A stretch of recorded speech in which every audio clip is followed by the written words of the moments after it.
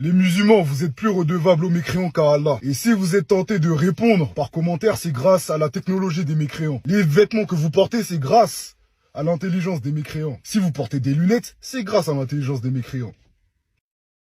T'es sûr? T'es pas du tout au courant que le père de l'optique, c'est Ibn al-Haytham, donc pas un mécréant pour le coup. C'est un savant musulman pour le coup, qui a d'ailleurs réfuté les Grecs en montrant que c'est la lumière qui entre dans l'œil et non l'inverse. Alors, je pensais quand même que la correction que mon collègue Lams t'a mis sur l'esclavage allait te motiver à ouvrir un livre d'histoire, mais bon, visiblement t'es encore fâché avec la réflexion et tu persistes dans ton indigence, donc on va devoir te réfuter encore une fois. Avant de vouloir critiquer à tout va les mécréants, n'oubliez pas que vous vivez dans leur monde. N'oubliez pas que c'est eux qui ont fait avancer les choses. N'oubliez pas que vous vous basez sur leur science pour avancer tout ce que vous dites, tout ce que vous pensez. C'est très important à mettre en avant parce que des fois, on dirait qu'il y a un manque de reconnaissance de la part des musulmans.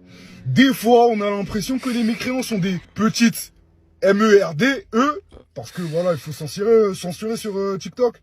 Et de ce fait, bah, moi, je sers juste de rappel. Alors, encore une fois, la technologie des mécréants, comme tu dis, elle repose sur quoi? Sur l'algèbre, sur des algorithmes. Et encore une fois, qui a posé les bases de l'algèbre? C'est pas un mécréant, c'est Al-Khawarizmi, donc un savant musulman. Sans lui, t'aurais pas de téléphone, tu pourrais même pas faire de TikTok. Bon, après, tu me diras, ça aurait pas été une grande perte. Ça nous aurait évité de répondre à des inepties ineffables, tellement elles sont puériles et catastrophiques. Parce que premièrement, à supposer, comme tu dis, que les mécréants seraient à la base de la science, de la technologie, etc., toi, ta conclusion, c'est que les musulmans sont plus redevables envers les mécréants qu'envers Dieu. Le problème, c'est que ta critique, elle est soit interne, soit externe. Alors, je sais que t'es pas familier avec le domaine du débat, on l'a d'ailleurs vu quand toi et moi on a échangé, t'avais aucune base en logique. Tu sais ce que c'est un principe logique ou pas? Moi, je pense pas savoir, je pense pas savoir. Voilà, visiblement, le patrimoine scientifique des athées, bah, il est pas arrivé jusqu'à toi, hein, je crois qu'ils t'ont oublié. Et pour faire très simple, si tu fais une critique interne, tu dois prendre notre position et montrer qu'elle est contradictoire. Sauf que nous, les musulmans sunnites, on est occasionnalistes et on affirme que Dieu est la cause efficiente de tout existant, donc science, technologie inclus. Donc selon ce modèle, il est évident qu'on est plus redevable envers Dieu qui a créé toute chose. Si tu te places dans une critique externe, tu dois justifier ton paradigme, donc tu dois réfuter l'occasionnalisme, et ce qu'évidemment tu ne vas pas faire car tu n'as pas le niveau métaphysique pour faire un argument contre l'occasionnalisme. Donc tu peux essayer de maquiller ton semblant d'argument en exposant tes émotions, oui les musulmans ils sont méchants avec les mécréants, ouin ouin ouin, on pleure tous, et en attendant ton argument il est non seulement faux matériellement, c'est-à-dire que tes prémices ne sont pas vraies, et il est non seulement invalide formellement, c'est-à-dire que même à supposer que tes prémices soient vraies, ta conclusion ne découle même pas de tes prémices. En gros il y a rien à retenir quoi, c'est un 0 sur 20. Bref, c'est les